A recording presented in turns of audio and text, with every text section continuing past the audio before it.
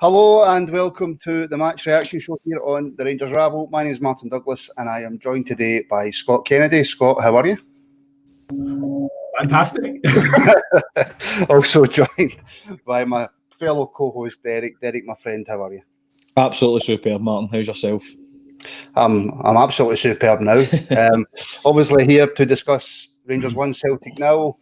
Scott, we could go over this and that, but I suppose the main takeaway is 19 points clear, a win at Ibrox, but how did we win? Why are you asking that? I told you I was going to ask it. How did we win? Why did we win? I don't really care. 1-0, didn't even have a shot on target. Whether it came off the backside, off the referee, I don't really care. I think we can all look at the game and pick the bones out of it and say, yeah, we weren't at our best. I don't want to give them any praise whatsoever. However, they did turn up and they were at us out the blocks. I think it took it by surprise. Sign of champions, Derrick, that you don't play well at all, you don't register a shot on target, and you still win the game. Which is actually, if you want to be brutal about it, it's quite embarrassing for the team you're playing.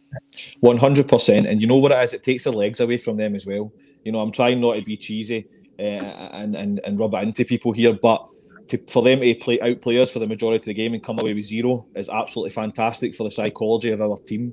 We didn't deserve to win today, but we did. And that's all that matters. That's a hammer blow to them. They will capitulate now, in my opinion, and I can't wait to watch it. We'll obviously discuss the game in a bit more detail, Scott, and we'll go through individual incidents and stuff. But without maybe getting too carried away, is that the league done now? Is that us won? Are we champions? Absolutely not. No. It's not won until it's won. And I'll have zero talk of winning the title until it's mathematically impossible for us to be caught. 19 points is an absolutely fantastic lead at this stage of the season. And I don't remember being this far ahead in my lifetime and playing the way we are that solidly and being able to where we come. But I want to get carried away from this moment. I want to celebrate this moment, but by no means am I celebrating the league. And I think Derrick touched on it absolutely perfectly there. But he says they must be coming away thinking, what more can we do?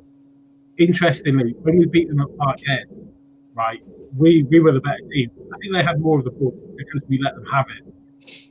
And they came away from that thinking, well, they let us have the ball and we couldn't hurt them. We couldn't hurt them. And then they struggled after that point onwards. Because up to that point, they're on a run as well. They've come into this game, and it's almost all the first. They've had all the ball, they've had all the play, they've had the chances, the only chance of the game were all theirs. And they've again come away with nothing. They've got no answer. They don't know what to do. And listen, I should just say we are obviously live on YouTube, Facebook and Twitter. If you're watching on YouTube, if you could please subscribe, leave us a like. If you're watching on Facebook, like and share. And of course, if you're watching on Twitter, leave us a like and maybe a wee retweet. But Derrick, I think if we take a look at the game, I think in the end, the reason why we did win was because of the heroics of a certain Mr. Alan McGregor. Listen, Alan McGregor's been doing that since the day he came back. For me, he's the most important signing that we've made in the last 3 years. He had no right to save that Griffiths shot. It was going in the top corner. Shifted his feet lovely and he got it round the post. The other one was good. It was right more down his throat. The one from Edouard, in the first half, first kind of 10 minutes, or first 5 minutes actually, was, world class. But that's what he does. That's what he brings to the team. He's a natural born winner. He doesn't accept any less than what he gives himself to the team, and that permeates all through our squad. For me, he's been the most important signing, and today he deserves the man of the match that he got for me. It kind of speaks volumes for the games, but he's doing his job, and he'll be the first to say that that's just his job. But the save from Griffiths and Edouard were totally out the top drawer. There's no doubt about it. I know, a man of the match, Scott, absolutely no doubt. And Alan McGregor again just shows that, like Steven Gerrard says, he is world class. Yeah, well, I was actually going to disagree and say Hadji came on and changed the game. I was waiting for that. You can wax lyrical about McGregor and everything that he does. He doesn't let us down. The times that he does make an error, his teammates bail him out because they know how important he is and what he gives to the team. We've seen it since he rejoined, the level of contribution that he makes. He can't save everything. No. He wins us points. He won us 3 points today. He could have won us a point, but we actually went on and somehow scored. Won us 3 points today. The level, his standards are so high, and one day we're actually going to have to face another time without Alan McGregor. And we've been really fortunate as Rangers supporters that we've always had very, very, very good goalkeepers as our foundation. It's always been the foundation of our success. But yeah, when he eventually has to retire, then Scott will just freeze and leave the conversation. Absolutely. See in Wolf's house, Martin? I think he might be. So it's just me and you now, Derek. That's fine.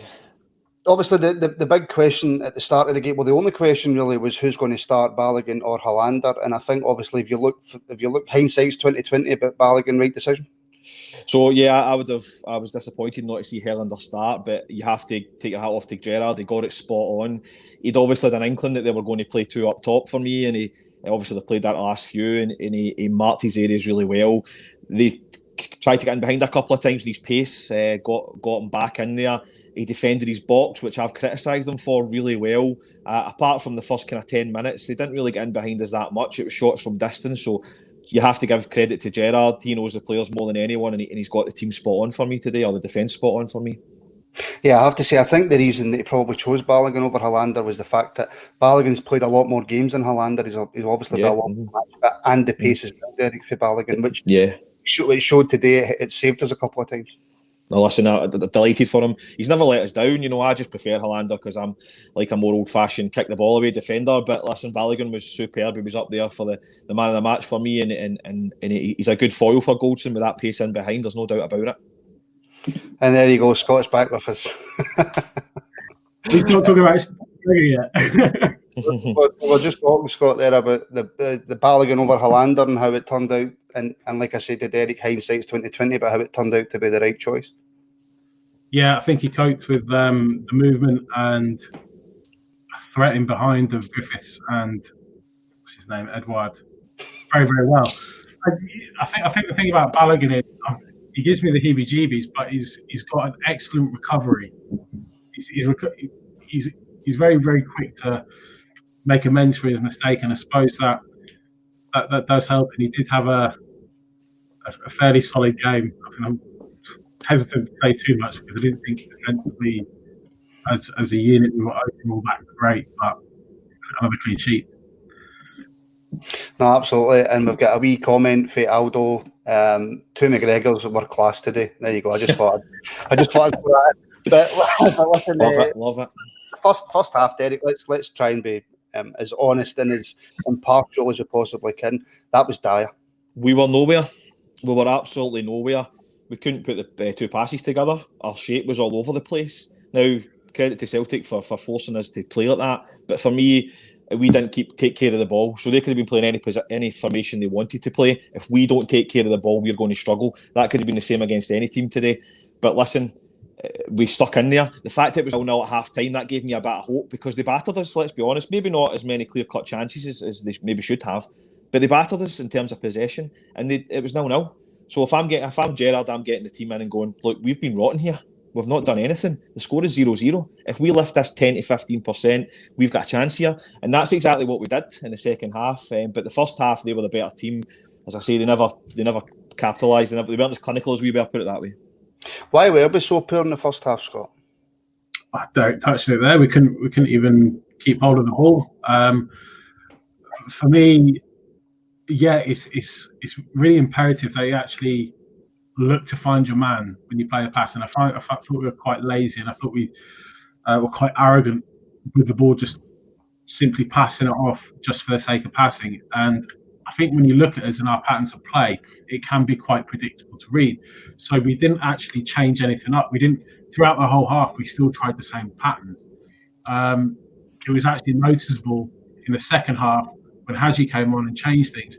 We actually, the way that we were passing the ball also changed. We started to look more into the channels, trying to get in behind them, but we never did any of that in the first half. It was always in front of the Celtic defence, and that played into their hands because they wanted to play a nice tight, narrow game, and that's continuing what we did. We didn't do any of what we're good at, but we didn't try and do anything different than we ordinarily do. And we've got a wee comment here. That's what I say. A wee comment is quite long. Isa B. It's all about the McGregors and about it. Now the opposition knows how it feels to be the better team in an Old Firm game and have to stomach a defeat, no shots on target. And I mean, Derrick, I don't want to try and rub it in too much because, like Scott says, nothing's won yet. We are 19 points clear. It was a great victory. We snatched it for the jaws of absolute annihilation. But as Isa B says there, the two McGregors and. I mean, I could waffle on for ages here, but I'm just ecstatic about the result. Listen, so am I. I'm ecstatic. As I said, that's a coming of age result for me.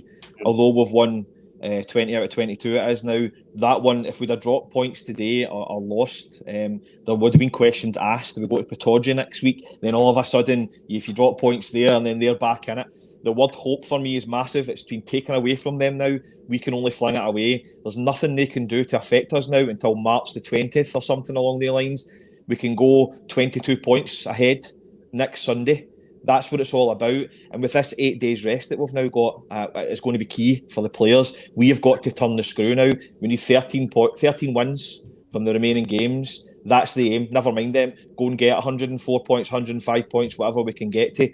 We've took the legs away from them today. They battered us and they've went up the road with 0 points. That is a great feeling, and that is the results you need to get to win leagues. And I'm trying to can it in here, but you need to remember some of the games that we've sat through in the last 5 or 6 years, and to watch them play the best they can, the best I've seen them play this season, and they still lost. That is magnificent. Sorry. Can we just bottle what he just said there up and just fantastic. There'll be so many people screenshotting this, by the way, but I don't care. That's how I'm feeling right now. I was at half time having to come on here after that. I was like, But Scott, listen, there was a few meaty challenges in the game. And Sky, I think, spent about 45 minutes talking about the Morelos challenge in the first 5 minutes, but you quite rightly in the group chat brought up Sorrow. Yeah, I thought it was absolutely ridiculous because Sorrow made 3. I wouldn't say they were particularly nasty challenges, but they were bad tackles. They were late and they were niggly. And after the third one, Madden went, right, that's your 3. You're done now. And after the fourth one, it went, no more. I thought, how many's going to get away with it? And it was only the 5th one because, I mean, you couldn't escape the yellow card for that one. They actually gave me a yellow card. But as you say, I mean, Sky just absolutely loves slating Morelos. Absolutely. I think we can all agree that it was a bad tackle. I wouldn't say it's particularly nasty. He was just late. Mm-hmm. Just tried to nick the ball. He got his ankle. But we saw those all game.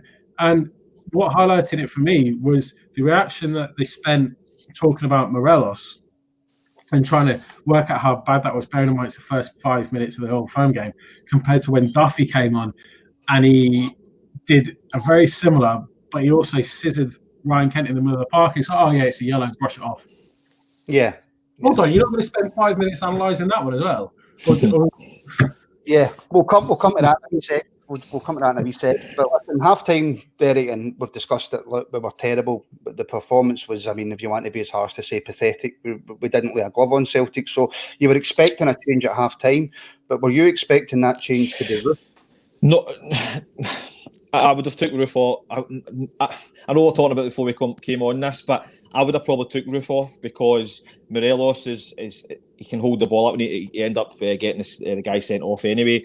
It's hindsight's a wonderful thing, but I thought I wouldn't have changed anything. I would have gave the players another 10 minutes to try and get a foothold in the game, but there's no doubt about the change helped that. Aribo dropped a little deeper, more into Davis. It gave us that extra man. We're much better on the ball. Davis was superb in the second half because he had the extra legs in about him for me. I thought Gerrard again, I've criticised him in the past, but he got that spot on for me. I didn't really agree with the change at the time, no, but I mean, he's got it spot on. You can't argue with that. Morelos stayed on. Ball down the channel, he's got the guy sent off, so that's vindicated it for me. So he got it spot on. Hadji got into pockets of space, he got on the ball. He also won some tackles today, which I've not seen from him before, which was absolutely brilliant to see because they were running over the top in this first half. And for that first 15-20 minutes of the second half, we totally fixed that with the substitution. So fair play, and as I said, hat off to Gerrard for seeing that and doing that. I mean, again, I'll say it, hindsight's 2020. When you're on these match reactions, everything is hindsight. But Scott, again, were you a bit baffled by Roof coming off Hadji on? I mean, obviously not Hadji on because, I mean, you've got such a massive crush on him. But were you disappointed it was Roof? Yeah. So at the time, I was thinking it's not Kent's day. It's not going to happen for him. He was probably him or Morelos. I'll probably say more Kent is guilty of giving the ball away from those cheap passes, particularly as you expect so much from him. I think Morelos is on the pitch for his strength, not necessarily for his build-up and hold-up play, which he has improved on. So you expect more from Kent. So I think it's not his day. Get him off. But I think what Gerrard was thinking was Kent has more about him to get in behind, and he's got a bit more pace than Roof. And I think he's recognised that it wasn't happening in the Celtic defence between the three of them, so something had to change. What Hadji did when he came on, obviously he dropped deeper. He was able to pick up the ball, not only that, retain the ball. And what he's been guilty of is giving away the ball too cheaply, and he didn't do that. He used the ball so well. And I think he's really coming on to it again. If he had another yard or two of pace, he wouldn't be a Rangers. I think the boy's football brain is second to none in Scotland. I don't think he's quite up there technical ability wise, but he makes it very easy left foot, right foot. But it's an absolute joy to have these options in the squad, and that changed the game because it stopped them being able to press us quite as much as they wanted to, like they did in the first half, because they're very much aware that instead of having just the three in the middle, we've actually got four central midfielders. Am I boring it slightly? No. We've got four central midfielders, and they couldn't cope with that. They couldn't cope with that. The options that we had for the press. No, genuinely something happened in the background, and I don't want to tell you what it was. I know. I got a fright there, Derek. Did you see the rage in Scotland, mate? Oh, aye, Christ. Can I talk about Lennon's substitutions, Martin, quite quickly? No. Okay. Wow. Okay. You carry on, Derek. Because I think Lennon's substitutions won the game just as much as Gerrard did. I mean, taking Christie off at that crucial time, bringing Brown on, just totally invited the pressure onto them when they went to 10 men. Now, they know they have to react. I totally get that. But they were still getting into wee bits of space when Christie was on. He had a few shots. So I think for me, Lennon's substitutions won the game just as much as Gerrard's today. And it shows you what we've all been thinking in terms of his tactical nous is not quite there. No, I completely agree with you. And listen, Scott, you mentioned it there. It changed a wee bit in the second half, but it didn't change a great deal up until near beat on with an absolute complete moment of madness. Now, there will be people, and I want to find a comment. There we go, Melanie Carmuff. According to the Celtic manager, it was poor refereeing, never a red card. So, Scott, was that or was that not a red card?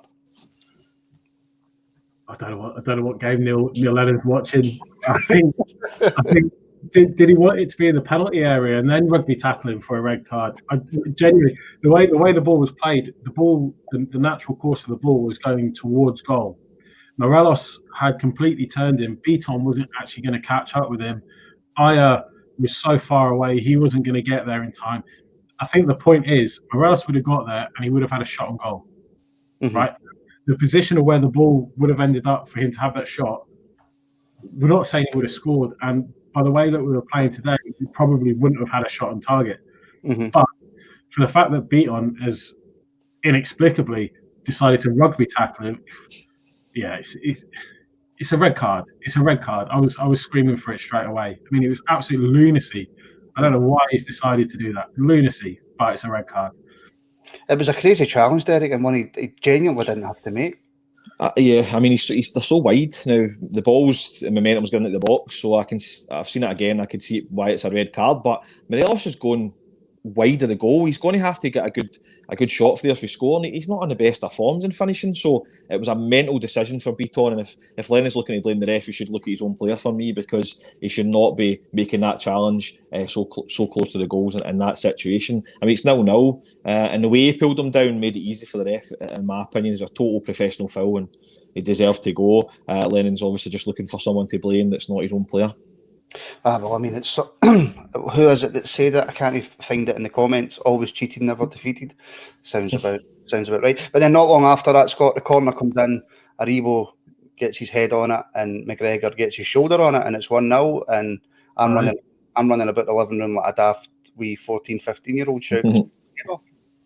I think my missus must have known it was coming, because obviously we had that for the resultant free kick, we had that chance, and Haji probably should have scored, or whoever. I think it was Goodson behind him. He should have, at least one of the two of them should have scored. Mm-hmm. And I don't know what it was about the resultant next phase in play when we got the corner. I had a feeling. I don't know. But yeah, McGregor's on both sides, absolute game changers. Absolutely. And Derrick, even when they went down to 10 men, and I've discussed this with you guys in the group chat, I am probably one of the most pessimistic Rangers. I still didn't see a goal coming.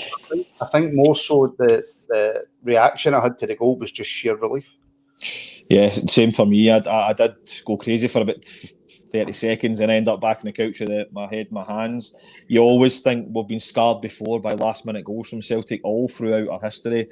Whether we're being successful or they're being successful, it's something that they're good at. There's no hiding from that. So yeah, it was not a nice watch. That last whatever long it was horrific. It just, the time was not moving, and I paced from my living room to my front door about 300 times. At least I got my steps in, which is good. But it was it was tough watch. But I mean, listen, McGregor's not had a save to make after we scored. You know, the shot from Elyounoussi, they went over the bar, and I think Rogic had one that was deflected. But McGregor's not had a save, not even a catch from across. You know, it's actually really interesting you say that. I also think they probably, when you're watching it, obviously your emotions and your tensions are high, especially on a day as today is. But I think we'll probably look back, analyse it, and a lot of their so-called chances are shots from 25 plus yards, and they're very, very good at it. And it was really disappointing to see that we probably weren't out there closing them down as quick as they should. But can you honestly say or tell me how many times they actually broke our lines and actually broke through the centre of our defence? I'm thinking Edouard probably in the first couple of minutes. That always happens in an Old Firm game. The team that comes out on top always gets an early chance. So that part is always vital. But after that, yes, I'm just watching with the typical Old Firm nerves of every time they come forward, they're going to score. Aside from the shots from like 25, 30 yards, and then Christie ended up getting the ball. He ended up shooting quite a lot, and I was quite thankful for that, because I think he thinks he's better than he is. Mm-hmm. So he thinks he's as good as what the media tell him he is. Yeah. But for me, Griffiths is always the danger from his left foot, and I think he's done it throughout his career, even at international level. He is the obvious danger in those kind of areas, and I think we stood off them too much in those areas.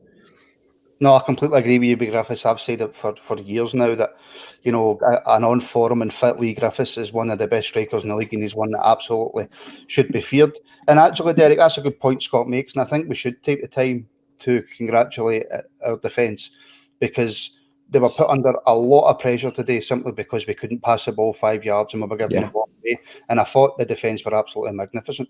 Yeah, totally agree. A couple of times we were slow out to the ball, and that's where Griffiths got his joy. But apart from that, we defended our area very, very well. As Scott rightly said, I think Edouard got in behind the first minute, and he didn't get in behind until about the 80th minute again when Balogun had a block.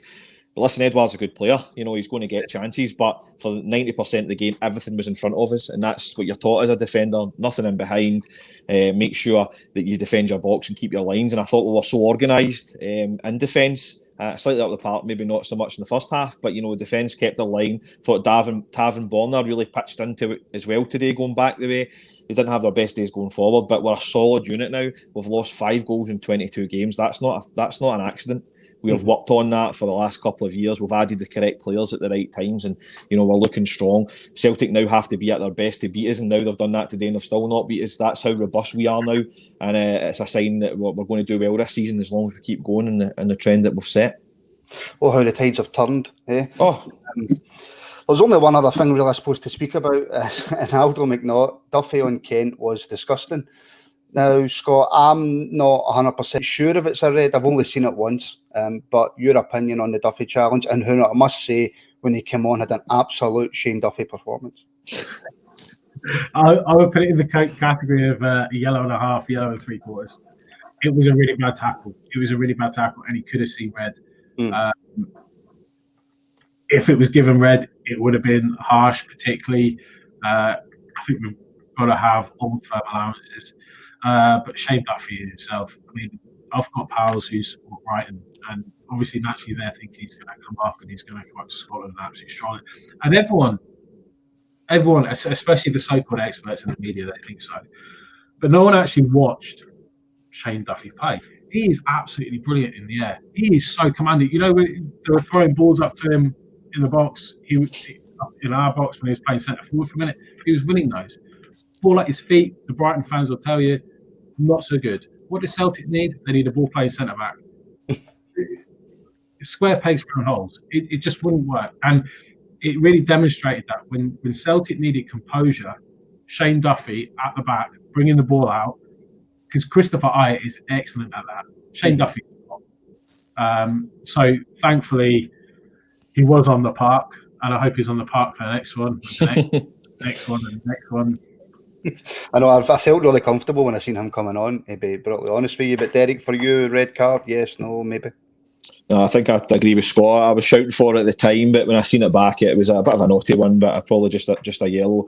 It just shows like he's came up here, he's thought he could get the cigar out and stroll it, and he's been found wanting. He's a good defender, but you need to be quick on the ball up here. People press you high. We might not have the same quality as the Premier League in England has, but what we have is endeavour, and we don't give MD a minute on the ball, and he's just came up and he's been a total bomb scare. I mean, it's great to see. He came up and gave it the big one. He was going to do this, he was going to do that. Big Celtic fan, and it's fell on its backside, and it's great to see, because all we were hearing when he signed was, that's us, we've won 10 in a row. And now we can't even get a game in front of a centre midfielder in defence. So, I mean, I've got absolutely no sympathy for Shane Duffy, so I'm enjoying that one today. Right, so gents, just before we finish, I'll come to both of you for the same question. And Scott, look, we've won the game. We didn't deserve to win the game, but it's not always who deserves to win that wins. We're 19 points clear. We're 10 clear if they win all their games in hand. Sum up how you feel right now as a Rangers supporter. Excited. I'm not excited for this season. I'm excited for next season and the season after. Yeah. I just think we are on to something special. As long as we can keep the management team and the core of the players, because obviously players will come and go, as long as we can keep it all together and keep the continuity, we are on to some very exciting times. And I think it's been the sentiment for the past couple of years as well. Derrick? Yeah, delighted. Today's the turning point. Today is where the momentum shifts to us. We now need to turn the screw. We now need to make sure our recruitment's spot on in January and beyond, to make sure we turn this momentum swing into a couple of years, 3 or 4 years of domination. Their team is done. They'll need a new manager. Their players will leave en masse now, if not in the summer. We need to make sure that we turn the screw on them. And that's my focus for the next 3 months, is keep winning our games, win this league, but make sure we've got a long-term plan to make sure we get back to where we belong. Absolutely, and on that we'll finish there, gents. So thank you to Scott and Derrick. Gentlemen, thank you very much for coming on. Thank you to everybody watching on YouTube, Facebook, Twitter. Please like, share, subscribe and all that nonsense, and we will be back to you very soon with a little rabble extra, and we will preview the Aberdeen game. So apart from that, all that's left to say, happy Saturday.